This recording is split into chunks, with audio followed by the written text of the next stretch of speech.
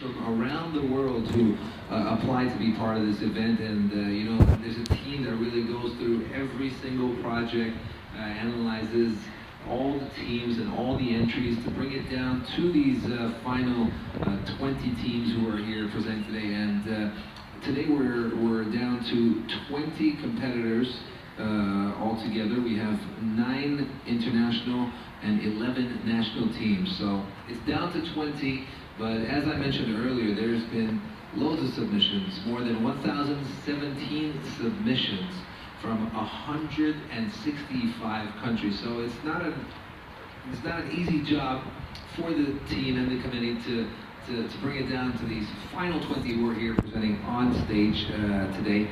So to make it this far already, I think is an accomplishment by itself. So well done to the 20 teams who are already here, I'd say. Absolutely. And again, being on stage and getting everything to go right, a lot of these projects are in prototype stage. Some of the teams are working on them last minute. To have that all go smoothly, it is quite an accomplishment. Absolutely. And one thing I could definitely tell you about is that it's not easy being on the stage, presenting in front of an audience, presenting in front of a judge. It definitely plays a huge role in your presentation. So, making your presentation very active, enthusiastic, interacting with the audience. And you're here to impress the judges, of course. The judges are here scoring you on all of these points. I think our next team is on stage setting up. Let's talk about our next team. It's In-Pipe Inspection Robot. So, In-Pipe are working on a robotic vehicle that can travel inside pipes. They're specifically targeting the oil and gas industry. And I've just been told that they're ready to go, so we'll talk more about them as soon as they're done. So here is your 4th team in the National Part 1 category. Ladies and gentlemen, please put your hands together for In-Pipe Inspection Robot. Good morning and assalamu alaikum everyone. Today my team and I are going to be presenting In-Pipe Inspection Robot. The group members include Wasim Al-masri, Dr. and Dr. Mohammed Hafiz, and Dr. Mohammed Hildar, including myself, Danial Waleed. Here's an outline of our presentation. We'll start with the introduction, methodology, robot design, and experimental work, and conclude with the conclusion and the demonstration. So let's start with some numbers. In a study done by OPEC in 2015, 40% of the UAE's GDP came from the oil and gas industries. The numbers are like approximately 52,000 or more than $52,000 million of worth petroleum was exported. 13,200 million meters of natural gas was exported. What does this show us? This shows us that UAE relies heavily on the oil and gas industry for its development. The oil and gas industry uses pipelines as a transportation medium, and a leak in these can cause massive damage. Here is an incident which happened in December 2016, where about 176,000 gallons was lost due to a pipe leak. Testing, okay. So 176,000 gallons of crude oil was lost due to a pipe leak. This can cause massive damage, not to the company in terms of cost, but to the environment as well, to the natural habitat and to other things affected by it. Another thing is 50 million people were affected also by another leak in the same country. So our objective is to design and build a robot that can detect leaks in a pipeline, in oil and gas pipelines, and localize them and wirelessly transmit data. So we went to the drawing board, and what we did was we went to 3 major areas: leak detection, localization, and wireless communication. Then we went to our robot design criteria. We wanted our robot to achieve at least 4 main things. Thrust, to be able to propel itself in the pipeline so it can work in both passive and active pipelines. Maneuverability, it should maintain maximum contact within the pipeline. Space optimization, make sure everything is properly set up in the robot. And power, portable power. We need our robot to have portable power. So here we show you one of the prototype manufacturing in AUS. We did this in our manufacturing lab, and this was done to to 3 prototypes. We have prototype 1 over here, we have prototype 2 over here, and the robot in front of you is prototype 3. Prototype 1 was basically able to localize, basically able to detect leaks in pipeline. Prototype 2 was able to detect leaks and localize them, and prototype 3 is the best of both worlds. Here we show you the main components of our robot, which is in front of you. And now I will give the stage to Dr. Shaif Mufadia. Thank you, Amun. Thank you, Daniel, for your excellent presentation. To continue forward, we have 3 systems in the robot. One, obviously, for moving the robot, which is the robot locomotion system. And then we detect subsystems for actual leak detection and also knowing where the leak is for localization. And we do these things. We have a leak detection system which uses AI, because the operator, as the diagram shows, can manually intervene and he can look at the data, but sometimes it's not clear where the leak is. So we have developed a neural network-based system which can aid the operator detect leaks automatically. So the procedure that we have developed is pretty simple. We just turn on the robot. We have a custom GUI in which you can input the settings. And once you hit the start button, the robot runs through the pipe that we have here, and it will stop according to some preset distance or time settings. We also have markers. We can use it with the camera to stop at a specific marker. And at the end, the operator either uses the data or your neural network-based setting that we have developed can help him. So on this slide, you can see some raw data from our pressure sensors, and the 3 curves show you our pressure sensors data. And just to give you an idea of what's going on, this data that we gathered was done when the ends of the pipe were open. So in the section that you see is marked pre and post. That's when the robot is near the ends of the pipe. So you see the pressure decreasing slowly and then it flattens out. When you do not have any leaks, you have the middle portion which is flat. And when you have a leak, there is a big peak. So our job is to detect this jump or detect this peak. Now, if you are way inside the pipe, if the robot is way inside the pipe, or the pressure is nearly equalized, the direction of the peak may flip, but we can adjust our neural network accordingly to compensate. So now let's show you what's being done using our neural network system. And what we figured out is if you take the fast Fourier transform in the sections where it's marked no leak and leak, the magnitude of the low frequency component is much higher when you have a leak, and that's shown by the red arrow.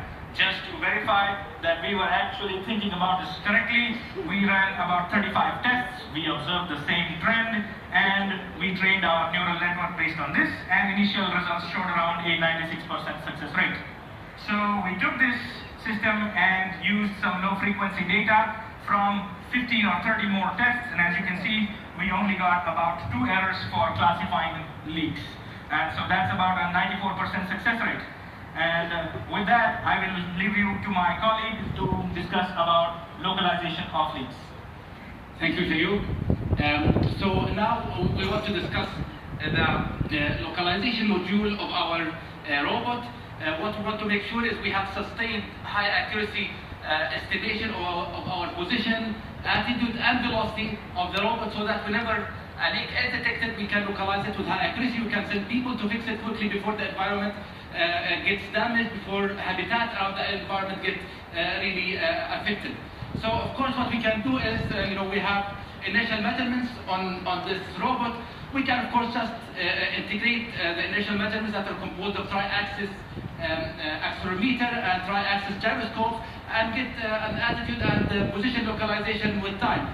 The problem, we either have to have very high cost inertial measurement unit, which can run to $1 million in cost, or we can use low cost and make sure that our fusion algorithm accounts for the degradation or for the noise on these sensors. The problem, of course, is at the beginning. Of course, we have the pig. It's entered into the pipe. At the beginning, yes, we have GPS to localize it initially, but as it's in the pipeline, you don't have a GPS signal. So what can we do? What aiding measurements can we get? We were actually motivated by this environment when you are moving along the highway, and you always observe these light posts at equal distance apart.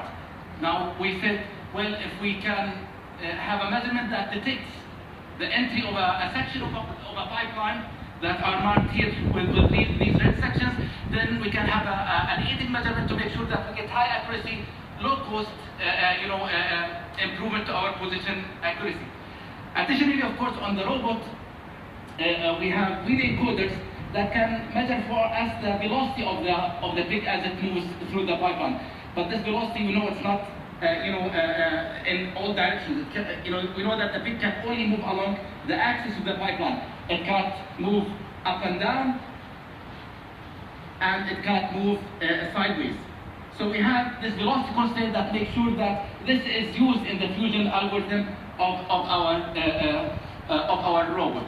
Additionally, we need to make sure, as I mentioned earlier, that we have sustained high accuracy estimation of our robot. This robot will run forever. This robot will run from one country to another, from one port to another. Well, the sensors on board the robot might degrade in time. Noise might increase in time. Bias can be introduced due to environmental conditions. So what we did is we made sure along the estimation algorithm, we have a site algorithm that detects possible increase in the measurement uncertainty, measurement noise, and possible bias that's caused by environmental constraints. This will enable us to have a plug-and-play, high-accuracy solution to our robot. Thank you. I'll pass you to my colleague Wasim Al-masri. Thank you, Dr. Mamoun.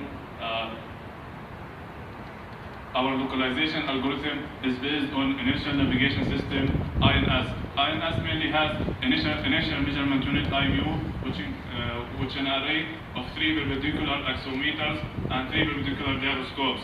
The gyroscopes measure the angular rates around the body frame axis, whereas the accelerometers measure the specific forces in the body frame axis.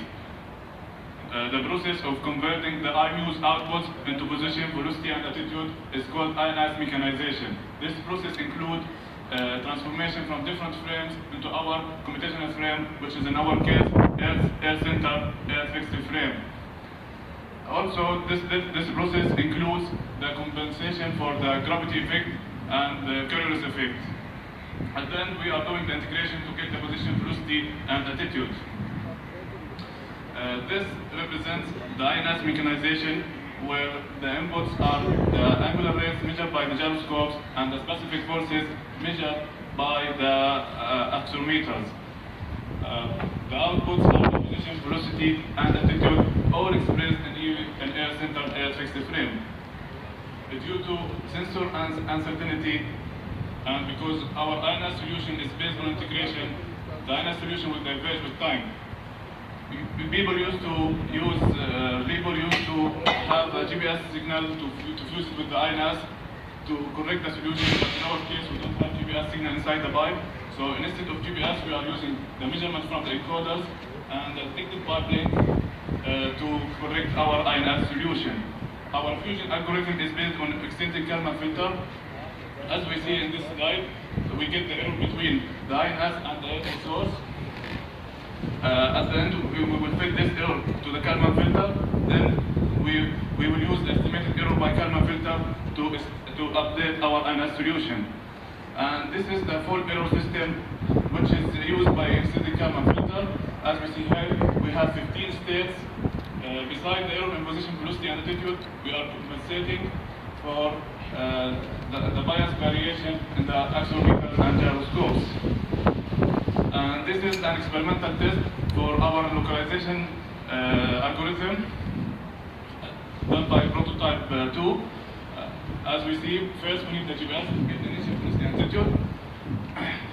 And when the robot runs through the pipe, we will use the measurement from the encoder and the detected pipe length to correct the solution. And we got very promising results.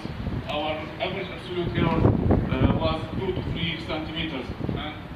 And we have submitted a journal to IEEE measurement and transaction. Now we will go to the demo. Thank you, Wasim, for your presentation, and my colleagues and I will now do a demo of the pipe robot where it runs through an elbow. My colleague Wasim is going to enter it from that end, and here we have simulated a leak between these two joints. Also, you may have heard us using a term which we have been referring to as a PIG. That's the short form for pipe inspection robot. And this will move through and stop. And there we go, there was the auto stop. Now my colleague Danial is going to assist us with some results that we plot on the screen. And so I believe we have successfully developed and demonstrated a robot that is capable to detect leaks, localize itself, and also helps in maintaining the sustainability of the environment, because leaks cost a lot and they pollute the environment. And so we hope by this we can help plug the leaks and just save the environment. I just want to point it out that you can see the results. At approximately 2 seconds, we were able to detect a leak. That's why the sensors data on the left side have fallen down. That's where exactly we detected the leak. And on the right side, you can see the localization results on where the starting point was the green and the end point is the black dot. And the red dot is where exactly the leak has been detected. Exactly the same shape as this elbow. And I can now give to... Thank you, Waleed. Just I want to highlight some of the parts or components of our robot. We have a propeller here that simulates, active robot where we can, vary the speed of this robot so that to make sure that we optimize for accuracy and for leak detection as well accuracy. We have an IMU. We have an array of sensors around the robot, pressure sensors and encoder sensors, and we have a GPS to initialize the algorithm as this is attached to the beginning of the pipeline. After that, we have the IMU and the detected pipe sections to make sure we have sustained high accuracy estimation. Thank you very much. Thank you for your time.